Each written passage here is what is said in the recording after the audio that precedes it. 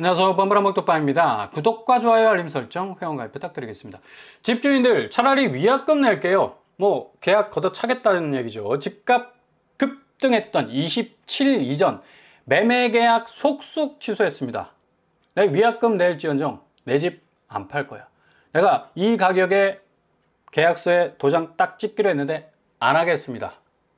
이유는 27일 이전에는 엄청나게 집값이 정말 크레이지 모드 미친 듯이 올랐습니다. 서초, 원밸리, 압구정 현대 등등. 토지 풍선 효과로 집값이 들썩거렸고 성동구, 강동구 뭐가 뛰면 뭐가 뛴다고 그냥 계약을 족족 파기를 해버렸는데 집주인들 기세 등등 했었어요. 근데 결국에 모든 게 다 이 기대심리의 기저에 흐르는 또 호가의 어떤 막말이라고 해야 되지 그냥 부르는 게 값이었으니까. 한국 자산시장은 말로 가치를 높일 수 있는 아주 이상한 시장입니다. 아니 스스로 내가 몇 억에 팔 거야 하면 그 집이 몇 억 되는 거야. 이거 마이더스의 손이야? 그냥 만지면 다 골드가 되는 거야? 강남 송파 계약 취소 4.4배 급증을 했는 그런 어떤 모습을 보였었는데 결국에 가서 27일, 28일 상간에 대출 규제 철퇴가 딱 내리치면서 이제 10억 집 살 때 주담대가 실질적으로 1억이 감소가 돼버리는 내 집 마련 계약금 어쩌나 발을 동동 굴릴 수밖에 없는 그런 어떤 상황으로 진행이 되고 있고요. 이제 전 금융권으로 이 양상은 확대가 되면서 매주 이제 가계부채 점검에 들어가기로 하는 어찌 보면 이 부동산으로 유입되는 자금 줄기를 확실하게 필터링 하겠다라는 이 대책이 나왔죠. 결국에 서울과 수도권에서 20억의 주택을 구입한다는 것도 이거 정말 이 배포가 대단한 분이다, 그죠? 근데 대출이 그래도 어느 정도 유연했기 때문에 이게 가능했는데 이제 대출 한도가 20억 집 살 때 13억 9천가 한 14억 정도 나왔는데 6억밖에 안 나와. 그러면 기존보다 한 60% 가까이 57% 정도 줄어드는 셈이죠. 더 이상 남의 돈 빌려서 내 집 살 수 있는 이제 분위기는 전혀 허용이 안 된다. 결국에 가서는 스스로 어느 정도 스스로가 진입할 수 있는 그 수위의 집값에 대한 어떤 선택의 영역의 폭을 좀 좁혀 나가야 된다는 그런 어떤 이 결론이 나오는 건데, 그러니까 너무 집값이 올랐기 때문에 그리고 그 오른 집값만큼 더 오를 거다라는 기대감 때문에 많은 사람들이 부동산 시장에 몰빵을 했었습니다. 결국 이러다 보니까 자본시장은 위축될 수밖에 없는 코스피 시장 계속해서 보합 박스권 안에 갇혀 있었고 부동산 시장만 계속적으로 지금 올랐던 그런 양상에서 이제 새 정부 들어서면서 자본시장이 확 분위기 바뀌고 3천선 뚫고 4천선, 5천선으로 가기 위해서는 이렇게 지금 정체돼 있었던 부동산에 좀 말도 안 되는 이런 자금, 이거 다 빌려온 돈들이잖아. 자기 돈 아니잖아. 그죠? 이 모든 것이 이게 부채 위에 세워진 어떤 가치 체계이기 때문에 위기가 오면 한 방에 그냥 무너질 수 있는 엄청난 뼈대가 약한, 뼈대 없는 집안에 해당되는 그런 가치라고 할 수가 있다는 얘기입니다. 콘크리트로 지어졌지만. 결국에 가서는 이런 어떤 양상들이 벌어지니까 이제 집주인들이 당당하게 계약을 걷어찼었는데 이제 매수자 입장에서는 초조해질 수밖에 없는 거예요. 더 이상 실질적인 어떤 대출이 안 나와버리면 매도자가 계약을 걷어찼으면 이제 매수자가 계약을 걷어차는 거예요. 그러니까 무리해서 내가 20억 집을 사려고 세상의 모든 대출 다 끌어가지고 그걸 잡기만 하면 내가 잡은 금액만큼의 2배, 3배 더 오른다라는 어떤 그 맹렬한 용맹정신을 가지고 덤벼들었지만 이게 안 돼, 이제. 6억 이상 안 나온다는 얘기야. 그러니까 이 차주는, 가계약금 포기하겠습니다. 계약서 찢을 수밖에 없는 거야. 매도자가 계약을 포기했다면 이제 매수자가 계약을 그러니까 무리했던, 그죠? 자기 소득의 몇 배 이상의 집을 사려고 했던 사람들의 계약의 포기, 그 랠리 현상이 계속적으로 일어나게 된다는 얘기예요. 가계약금 5천만 원 냈는데 대출 막혀서 계약 포기. 가계약금을 5천만 원 냈으면 돈만 날리게 생겼습니다. 이거. 그죠? 근데 이게 2019년 기사입니다. 똑같죠? 그죠? 요 당시는 문재인 정부 시절이었는데 결국에 가서는 15억 이상 아파트에 대해서는 대출이 안 나왔어. 극단적인 어떤 이 대출 양상. 결국에 가서는 지금 6억의 어떤 상한선을 두는 그런 이 대출 양상이 아니라 15억이라는 또 이 가두리를 딱 쳐놨기 때문에 또 이 다른 15억 이하로 풍선 효과가 또 생기면서 또 엄청나게 또 집값이 급등하지 않았습니까?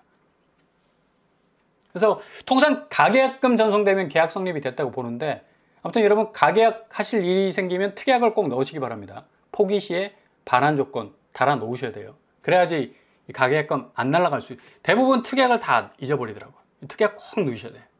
중개사 통해서. 12.16 대책에서는 15억이 넘는 고가 아파트 주택담보대출 전면 금지하는 조항 때문에 이게 15억 이하의 아파트에 대한 수요가 엄청 실이 몰리면서 뭐 10억 했던 아파트가 15억 선상까지 쭉쭉 올라가는 아주 말도 안 되는 일들이 벌어지고 있었죠. 이러다 보니까 이번에 6억으로 딱 박스권 안에 제한한 이 대출 규제는 상당히 실효성이 클 것으로 보입니다. 결국에 가서는 지금 무리한 어떤 수요들은 다 죽을 수밖에 없는 거고, 지금 매수자 입장에서 세상의 모든 자금 끌어대서 내가 무리하게 진입하려고 했던 사람들은 계약서 찌를 수밖에 없는 거고, 결국에 가서는 부동산 시장 자체가 어느 정도 좀 숨을 고르고 하방 압력을 받으면서 내려올 가능성이 높다는 얘기죠.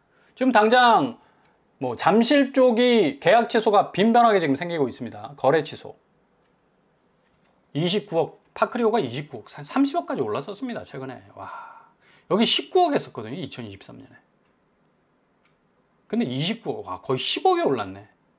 거래 취소만 할 수밖에 없지. 여기 무리해서 살려고 했던 사람들 고점에 딱 물린 건데 보세요. 26일, 25일, 11일 계속해서 계약 취소 터져 나오죠. 아마 이제 27일 이후로부터 쫙 랠리를 이루면서 파크리오도 어마무시하게 여기 가격이 급등을 했던 지역이기 때문에, 또 워낙 단지가 크잖아. 그렇기 때문에 별의별 수요가 다 있거든. 그래서 계속적인 어떤 이 계약 취소 랠리가 이루어질 것으로 보이고요. 2023년에 19억이었잖아. 그죠? 19억이었는데 지금 29억에 10억이 올랐어. 단기적으로 올랐습니다. 단기적으로. 올 상반기 들어서. 이런 거래 취소 양상들은 잠실, 그러니까 송파구 쪽의 어떤 이 토제 분위기, 뭐 그걸 넘어가는 어떤 불장 모습을 보였는데, 이제 대출 규제로 말미암아 상당한 어떤 거래 취소의 임팩트를 맞이할 수밖에 없다. 그리고 잠실 리센치 역시도 똑같이 29억, 30억 하는 그런 어떤 양상을 보였는데, 지금 27억도 거래 취소가 지금 터지고 있고요. 계속적으로 이런 식으로 잠실 쪽은 가장 민감합니다. 규제에 대해서. 현금 유입과 유출이 어느 정도 좀 유연성 있게 회전이 되느냐에 따라서 이 잠실 쪽 집값이 왔다리 갔다, 워낙에 호가가, 워딩 자체가 뭐 골드잖아. 골드 부르는 게 없이였는데 그만큼 아파트 가치가 있다라는 어떤 선호도가 높은 지역 아닙니까? 그럼에도 불구하고 이번 대출 규제로 인해서 상당 부분 실질적인 자금 회전이 어렵게 된 상황에서는 계약 더 이상 이어갈 수 없는 거지. 리센츠도 19억 했어요. 트리지움 18억. 근데 지금 얼마야? 29억이. 여기도 10억 올랐잖아. 결국에 가서는 이 가격까지 충분히 단기간 안에 내려올 가능성이 엄청나게 많거든. 결국 폭락 뭐 워딩들이 많았었는데 단기간에 급등했던 그 가격들 상당히 조정을 받을 가능성이 높다. 왜? 단기간에 올려놨던 상승분 고스란히 반납해야 되기 때문에. 수요가 이걸 감당을 못해. 목동, 양천구 쪽, 그죠? 엄청나게 올랐다고 했잖아요. 마용성 이외에 비강남권에서 가장 뭐 높은 추세의 어떤 수혜를 보였던 집값 이 상승 지역이었는데 34억 8천, 목동 신시가지 6단지 뭐 17억에서 34억까지 오르는 뭐 기염을 토했는데, 아마 리버스, 오토 리버스 될 겁니다. 거꾸로 돌아갈 가능성이 높고, 목동 트라펠리스 웨스턴 애비뉴 역시도 89평이 72억이야. 어마무시하죠. 여기도 집값이. 결국에 가서는 여기도 오토 리버스 될 가능성이 높고, 레미안 원밸리도 56억에서 70억까지 최근에 올랐었습니다. 거의 뭐 100억까지 가지 않겠느냐라는 어떤 그런 전망도 많았는데, 이제 뭐 자금줄 현금 부자 하는데, 현금 부자들도 비싼 아파트 안 삽니다. 뭔가 법인이나 어떤 아주 특별한 어떤 이 수요층들이 공략을 해서 이렇게 가격이 촥 하고 올라간 건데, 이거 뭐 계산기 다 두드리는 현금 부자들도 부담스러워서 못 산다니. 결국에 가서는 이거 다 추락하게 될 수밖에 없다는 얘기. 아크로 서울 포레스트 역시도 와 이게 187억 하네. 이거 아파트 맞아? 아니 어디 미국의 부자 뭐 텍사스에 있는 대저택에 사는 그런 어떤 집값 같은 느낌 드는데 와 결국에는 제자리에 뭐 이 분양가 가격대로 돌아가게 될 가능성이 높습니다. 이렇게 되는 바람에 아마 이제 서울 상급지는 상당히 이 거품이 꺼질 겁니다. 근데 이게 5, 6억대 하는 노도강 쪽이나 금강구 쪽으로 이제 수요가 몰리는 거 아니냐라는 그런 전망도 나오고 있어요. 중저가 아파트 밀집 지역이죠. 풍선 효과 가능성에서 여기 6억에서 10억 정도. 그리고 서울과 연접해 있는 검단 혹은 뭐 북수원, 분당, 분당과천은 아마 규제 지역으로 묶일 가능성은 없고요. 일단 뭐 수도권 안에서의 어떤 대출 규제가 또 적용이 되는 그런 이 가능성도 높아서 아무튼 간에 노도강 금강구도 상당히 좀 기대감이 있다라고 이렇게 보여지고 있는데 이 부분도 좀 우리가 관심 있게 좀 지켜봐야 되죠. 노원이 6억, 도봉이 5억, 강북 5억, 금천 5억, 관악 8억, 구로 4억 정도의 거래가를 형성을 하고 있었는데 앞으로 이게 수요가 이제 더 이상 강남 3구와 준강남엔 뭐 여의치가 않으니까 그리고 뭐 비강남이라 해도 뭐 어마무시 올랐던 10억 가까이 올랐던 그런 것들도 있기 때문에 5, 6억대 했던 노도강 금강구 쪽으로 수요가 이동할 가능성도 있는데 아마 뭐 당분간은 이 시장 상황을 지켜보는 어떤 관망세가 굉장히 높아질 가능성이 높습니다. 문재인 정부 때 이런 어떤 부작용이 좀 일어났었거든요. 노도강 아파트 값이 15억 이상 주택 주담대 전면금지 나오면서 급등을 했었죠. 당시 도봉구가 40%, 그리고 노원구 39.2, 강북이 32.0%가 올랐었습니다. 근데 이런 어떤 부작용들을 좀 대체를 하려면 공급이 굉장히 중요합니다. 7월에 이제 6월 달에는 아주 강도 높은 대출 규제가 나왔고 7월에는 정말 공격적인 어떤 공급 물량이 쫙 풀릴 가능성이 높다는 얘기입니다. 굳이 그래서 내가 노도강이나 뭐 강북구나 금강구 쪽으로 구축으로 들어가느니 차라리 신축 좀 기다렸다가 공공분양인데 아니 여기보다 노도강보다 금강구보다 좀 더 저렴한 것 같다. 그리고 서울 또 유휴부지나 도심복합 공공사업 통해서 내가 확실하게 뭐 내 집 마련 가능성이 있다면 기다리는 거 당연한 거 아니겠습니까? 어느 정도 수요 자체가 다시 또 희석화될 수 있는 그런 가능성도 충분히 있다고 보고요. 잠실루엘, 뭐 OTL4래, 뭐 서초구 월드메르디앙, 서초 뭐 청약 준비한다고 하는데 여기는 이제 거의 물 건너갈 가능성이 높고 워낙에 뭐 분양가가 20억이 넘. OTL4래는 뭐 26일 날 모집 공고가 나왔기 때문에 잔금 대출은 아마 규제 받기 전 대출로 적용이 될 것 같습니다. 근데 전세 이 보증금 확보는 좀 어려울 가능성도 높아요. 세입자를 들여서 내가 보증금을 분양대금으로 활용하기는 조금 어려울 가능성도 높기 때문에 아무튼 뭐 시행사가 어떤 입장을 낼지는 좀 지켜보셔야 될 것 같고요. OTL4가 6월 26일 날 모집 공고를 했잖아. 그죠? 27일 날 규제가 발표가 됐고 28일 날 적용이 됐으니까 아마 잔금 대출은 충분히 뭐 가능할 가능성이 높은데 좀 지켜봐야 될 것 같습니다. 근데 분양가 너무 비싸. 5구제곱이 20억이야 20억. 근데 뭐 남아 돈다고 하잖아. 딱 당첨만 되면 뭐 10억 이상이 충분히 시세 차익이 생길 거라고 이제 예상을 하고 있는데 너무 무리하지는 마시기 바랍니다. 자, 그렇다면 지금 7월에 대거 쏟아질 그런 공급 물량들 서울 도심에서 나오는 연신내 지금 도심복합 공공사업 때문에 여기 지금 난리가 났죠. 금호건설로 이제 시행사가 정해졌고 총 392가구 연신내 공공복합사업지역은 굉장히 교통환경이 좋습니다.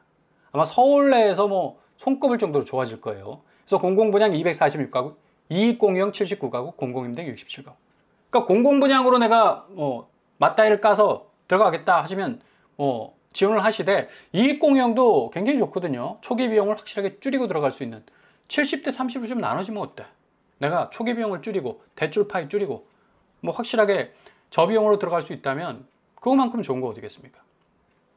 증산 4구역 어마무시한 물량 가지고 있죠. 3,568가구. 여기도 이익공유형으로 분명히 나올 겁니다. 그래서 상당히 또 저가로 진입할 수 있는 기회가 여기는 뭐 물량 자체가 굉장히 크니까 좀 잘 살펴보시고 마포 생활권하고 거의 뭐 인접해 있잖아요. 그죠?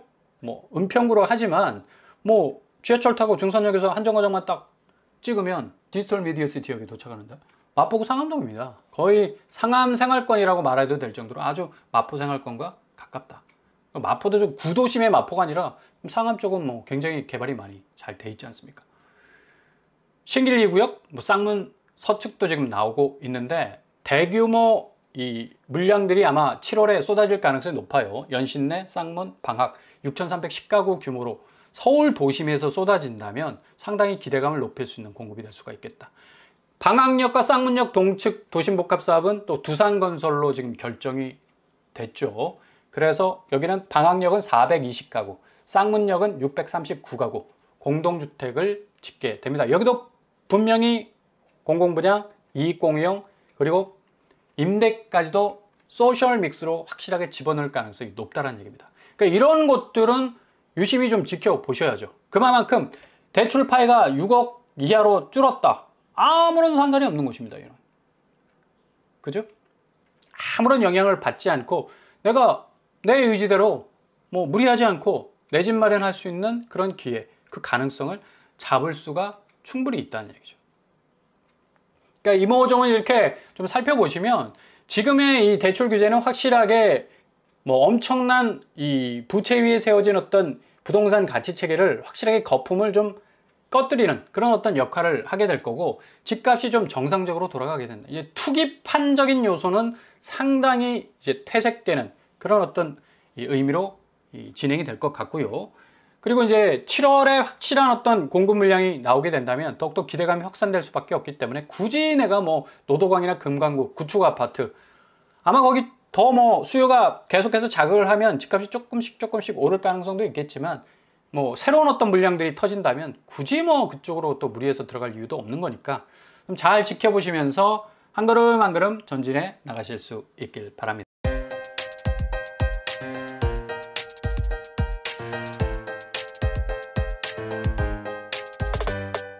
부동산 캐릭터처 역시 지금 뭐 서울의 이 아파트들 강남구를 중심으로 해서 송파구, 잠실 쪽은 지금 대출 규제 나오면서 호가가 뭐 하루에 5억씩 떨어지는 것도 있을 정도로 상당히 뚝뚝 떨어지는 양상으로 가고 있습니다. 집값 과연 언제 떨어질까라는 정말 망연자실한 어떤 생각을 가지게 했던 불장이었는데 이 불장은 완전히 소방호수로 그냥 진압이 될 가능성 높아졌고 집값이 좀 정상화로 가는 그런 추세다. 이제 5, 6억대 그리고 4, 5억대 충분히 내가 어느 정도 적정선상에서 대출받고 내 집 마련할 수 있는 그 실수요가 좀 행복해질 수 있는 그런 주거 환경이 빨리빨리 조성이 되는 그날이 왔으면 좋겠습니다. 오늘도 응원합니다. 항상 여러분의 길이 꽃길만 되실 수 있기를 바랍니다. 이상으로 뻔뻔한 목격방을 마치겠습니다. 구독과 좋아요 부탁드립니다. 감사합니다.